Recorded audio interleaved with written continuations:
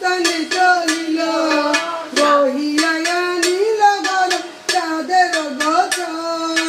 বর দেখি হরষিত হয় সাদা গাছ শ্রাবণ মাসে দিয়া দেব তোমায় উপহার সবাই মিলে করব পূজা মা মনসার কর্ম করা পাইল সুবর্ণাভরণ তুষ্ট হয়ে দিল চাঁদ নানাবিধ দান সুবর্ণের তার গলা সুবর্ণ টপন হৃদয় হইয়া করি গেল নিজ গান শ্রাবণ মাসে দিয়া দেব তোমায় উপহার